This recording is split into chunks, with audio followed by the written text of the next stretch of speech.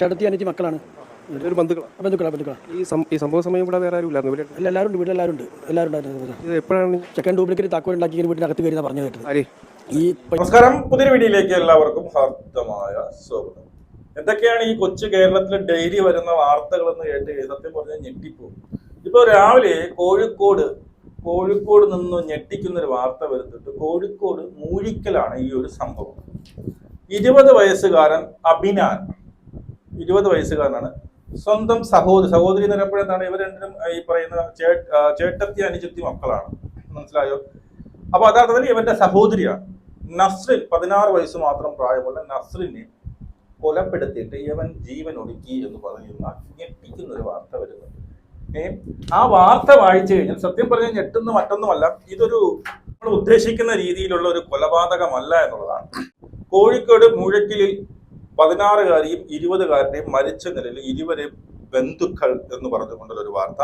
അതിനോടൊപ്പം ഇപ്പൊ വന്ന മറ്റൊരു വാർത്ത എന്ന് വെച്ച് കഴിഞ്ഞാൽ മറ്റൊരു വാർത്ത വന്നിട്ടുണ്ട്. അതായത് മൂഴിക്കലിൽ 16-കാരിയുടേത് കൊലപാതകം, മുത്തശ്ശിയെയും കൊല്ലാൻ ശ്രമിച്ചു എന്നുള്ളതാണ്. മടം അപ്പാന കേസിലെ ട്രിവാൻഡ്രത്ത്. അപ്പൊ അതുപോലെ മുത്തശ്ശിയും കൊല്ലാൻ ശ്രമിച്ചു എന്ന് പറയുന്ന ഞെട്ടിക്കുന്ന വാർത്ത വരുന്നുണ്ട് എന്നുള്ളതാണ്. ആദ്യം ആ വാർത്ത കേൾക്കാം. ഇതിനകത്ത് കുറച്ച് കാര്യങ്ങളുണ്ട്. ആദ്യം നമുക്കൊരു വാർത്ത കേൾക്കാം. പക്ഷേ അതായത് പൂതംകുഴിയിൽ ഹംസ, സഫിയ എന്നിവരുടെ വീട്ടിൽ താമസിക്കുന്ന റംസീനയുടെ മകളായ 16-കാരിയാണ് മരണപ്പെട്ട നിലയിൽ, അതായത് പോലീസ് പറയുന്നത് മരിച്ച നിലയിൽ കണ്ടെത്തിയത്. അതിന് പിന്നാലെയാണ് ഈ സഫയുടെ മൂത്ത മകൾ ഹസീനയുടെ മകനായ 20-കാരൻ അദ്നാനെയും താമസിച്ചിരുന്ന ഇവരുടെ വീട്ടിലേക്ക് അദ്നാൻ എത്തുകയായിരുന്നു. സഹോദരിയുടെ മകനാണ് ഇപ്പോൾ ഈ 16-കാരിയെ കൊന്നിരിക്കുന്നത്. പോലീസ് പറയുന്ന വിവരം ഈ രീതിയിലാണ്. ഈ അദ്നാൻ എന്ന 20 വയസ്സുകാരന് ചില സ്വഭാവ ദൂഷ്യങ്ങൾ ഉണ്ടായിരുന്നു. ഈ 16-കാരിയായ സഹോദരിയുടെ മകൾക്ക് ഇത് മനസ്സിലാക്കാൻ സാധിച്ചു. അതിനുള്ള പകയായിരിക്കാം ഒരു പക്ഷേ ഈ കൊലപാതകം ആ വീട്ടിലാണ്. നമുക്ക് ദൃശ്യങ്ങളിൽ കാണാൻ സാധിക്കും. ഈ 2 നില ഉള്ള ഈ വീട്ടിൽ ഈ മുകളിലത്തെ ഭാഗത്തേക്കാണ്, ഈ മുകളിലത്തെ റൂമിൽ വെച്ചാണ് എന്ന് പോലീസ് പറയുന്നത്. ഈ 16-കാരിയായ പെൺകുട്ടിയും ഉമ്മയും ഉപ്പയുമാണ് ഈ വീട്ടിൽ ഉണ്ടായിരുന്നത്. ആ സമയത്ത് ഈ അദ്നാൻ ഇവിടെ താമസിച്ചിരുന്നു മുൻപേ. അതിനുശേഷം ഈ അദ്നാന് സ്വഭാവ ദൂഷ്യമുണ്ട് എന്ന് തിരിച്ചറിഞ്ഞതിന് പിന്നാലെ അദ്നാനോട് ഇവിടെ താമസിക്കാൻ പാടില്ല എന്ന് ഇവർ വിലക്കിയിരുന്നു. പക്ഷേ ഇന്നലെ ഒരു കള്ളത്താക്കോൽ സംഘടിപ്പിച്ച് ഇവിടേക്ക് അദ്നാൻ എത്തി എന്നതാണ് പോലീസ് പറയുന്നത്. അതിന് പിന്നെ ഇവൻ മുമ്പ് ഇവരെ ഈ പെണ്ണിന്റെ അച്ഛൻ എന്തോ എനിക്ക് തോന്നുന്നത് ഗൾഫിലെന്തോ ആണ്.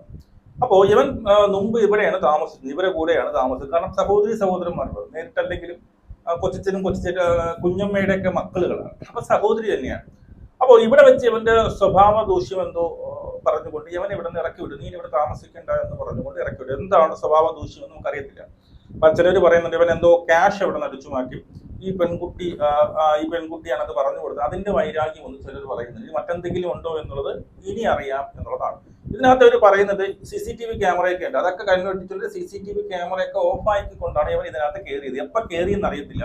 ഇവർ പറയുന്നത് ഡ്യൂപ്ലിക്കേറ്റ് താക്കോൽ കൊണ്ട് തുറന്നിട്ടാണ് ഇവ ഇതിനകത്ത് കയറിയത്. ഇതിനകത്ത് കയറിയിട്ട് എന്ത് ചെയ്യുന്നത്, 2ാമത്തെ നിലയിലാണ് ഈ പെൺകുട്ടി കിടന്നെന്ന് അറിയുന്നത്. ഈ പെൺകുട്ടി 2ാമത്തെ നിലയിൽ താഴെ ഈ പറയുന്നവരുടെ ഉമ്മയും, ഉപ്പ എന്ന് പറയുമ്പോൾ സത്യം പറഞ്ഞാൽ എനിക്ക് ഉമ്മയുടെ അച്ഛനോ അങ്ങനെ എന്തോ ആണ്, ഉപ്പ എന്ന് അങ്ങനെയല്ലേ പറയുന്നത്, എന്തോ ആയിക്കോട്ടെ. അപ്പോൾ അവർ താഴെയായിരുന്നു. ഇവൻ അതിനകത്ത് കയറിയിട്ട് ഈ പെൺകുട്ടിയെ ഷോള് കൊണ്ട് മുറുക്കി കൊല്ലുക, അതായത് ഈ വായിലൊക്കെ ഈ സെലോ ടേപ്പ് എടുത്ത് ഒട്ടിച്ചതിന് ശേഷം ഇവരെ കൊലപ്പെടുത്തി. അപ്പൊ രാവിലെ അയച്ച് ഇവർ ഈ പെൺകുട്ടിയുടെ റൂമിലേക്ക് വന്നപ്പോൾ ഇവര് കണ്ടത് ഈ പെൺകുട്ടി മരണപ്പെട്ട് കിടക്കുന്നതാണ്. അതിന്റെ താഴെ 2 കാല് കണ്ടു എന്ന് പറയുന്നു. 2 കാലുകൾ കണ്ടു.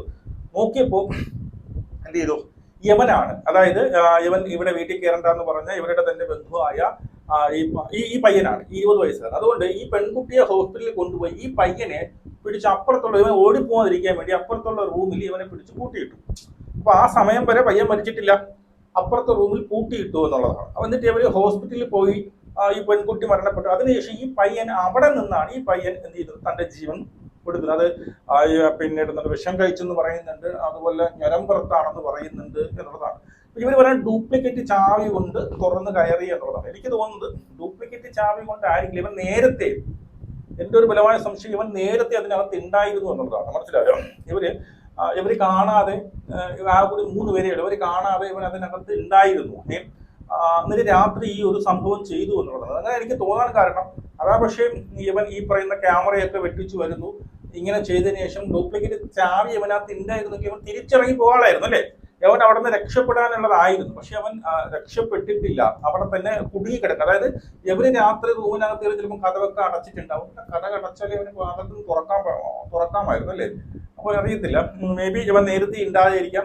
ഡ്യൂപ്ലിക്കേറ്റ് ചാവി കൊണ്ടുവന്ന് തുറക്കുമോ എന്നുള്ളത്. അതുപോലെ ഈ പറയുന്ന അവരുടെ ഉമ്മുമ്മയെ അവരെ വരെ ആ മുത്തശ്ശിയെ വരെ ഇവൻ കൊല്ലാൻ വേണ്ടി ശ്രമിച്ചു എന്ന് പറയുന്നത് നമ്മുടെ അഫ്ഫാന്റെ ഒരു സംഭവമാണ് നമുക്ക് പെട്ടെന്ന് ഓർമ്മ വരുന്നത്. എന്നിട്ട് ഇവൻ വിഷവും കൊണ്ടൊക്കെയാണ് വന്നത് എന്നൊക്കെയാണ് പറയുന്നത്. ഇനിയും അവിടെയുള്ള പരിസരവാസികൾ അവിടുത്തെ കാർ ഓട്ടിക്കുന്ന പരിസരവാസികളൊക്കെ പറയുന്നത് കേൾക്കാം. നമ്മൾ 6 മണിക്ക് ഇറങ്ങിയത്. 6 മണിക്ക് ഇറങ്ങി ഇവിടെ വന്നപ്പോഴത്തേക്കും കൊണ്ടുപോയിക്കാണ് കുട്ടീനെ. രണ്ട് ഒരാൾ ഒരു റൂമിൽ, ഒരാൾ റൂമിലുള്ള തന്നെയാണ്. താഴത്തെ മോളിൽ തന്നെ 2 റൂമിൽ, മുകളിൽ 2 റൂമിലുള്ളത്. അവിടെ കൊണ്ടുപോയി കൊണ്ടുപോഴത്തേക്ക് കഴിഞ്ഞു കൊടുക്കും. ചടത്തി അനിച്ച് മക്കളാണ്. ഈ സംഭവ സമയം ഇവിടെ വേറെ ആരും ഇല്ലായിരുന്നു. എല്ലാവരും ഉണ്ട്, വീട്ടിലെല്ലാവരും ഉണ്ട്. എല്ലാവരും ഉണ്ടായിരുന്നു. ഇത് എപ്പോഴാണ് നിങ്ങൾ ഇത് അറിഞ്ഞത്? ഇവർ രാത്രി പുലർച്ചെ 5 മണിക്കാണ് പിന്നെ ഇത് സംഭവിച്ചത് അറിഞ്ഞത്. ഇവർ സെക്കൻഡ് ഡ്യൂപ്ലിക്കേറ്റ് താക്കോൽ ഉണ്ടാക്കി വീട്ടിനകത്ത് കയറി പറഞ്ഞു കേട്ടത്. ഈ പയ്യൻ കൊന്ന ആൾ, ഈ പയ്യൻ കൊലപാതകം നടത്തിയ പയ്യൻ ഇവിടെ തന്നെ താമസിക്കുന്നതാണോ? ഇവിടെ ഉണ്ടായിരുന്നു. പിന്നെ ചെറിയ പ്രശ്നം ഉണ്ടായിട്ട് പിന്നെ ഇവർ പോയതാണ്, ഇവിടുന്ന് പോയതാണ്. ഇവിടെ കയറി പറഞ്ഞ് ഇവർ പോയതാണോ അല്ലേ?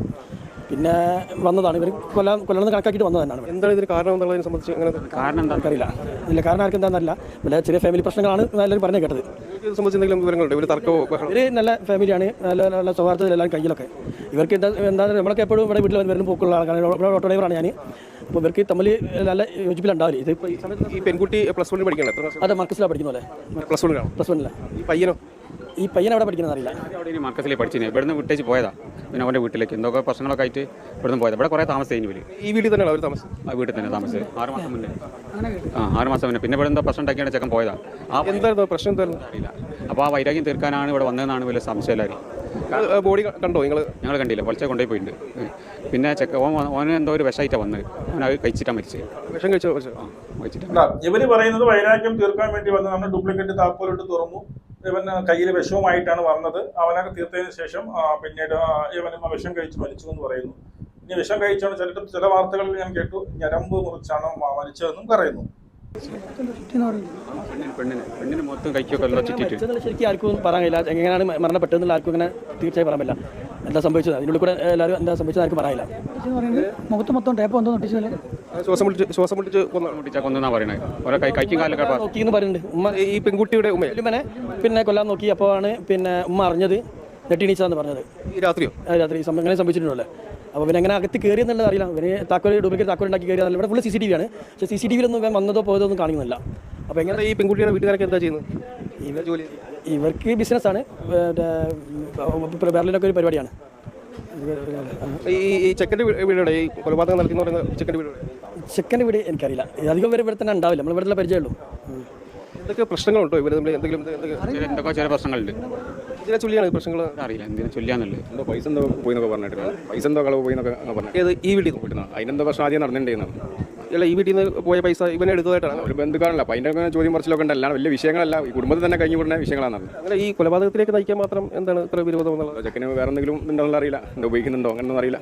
ചെറിയ ആളല്ലേ, 10-20 വയസ്സായിട്ടില്ലേ? 20 വയസ്സുള്ള അത് പഠിക്കുകയാണോ? പഠിക്കായിരിക്കല്ലോ. 20 വയസ്സാകുമ്പോൾ എന്തായാലും പഠിക്കായിരിക്കല്ലോ.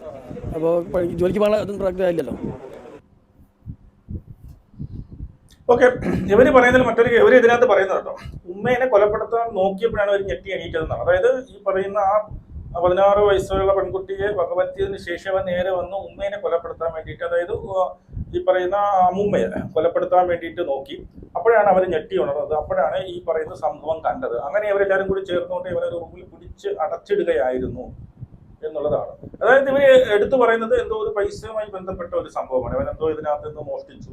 എനിക്കൊന്നും വല്ല MDMA കഞ്ചാവ് ഈ പറയുന്ന എന്താണ് രാസലഹരി അത് തന്നെ ആയിരിക്കും. അതിന് വേണ്ടിയിട്ടായിരിക്കാം ഇവൻ മോഷ്ടിച്ചത്.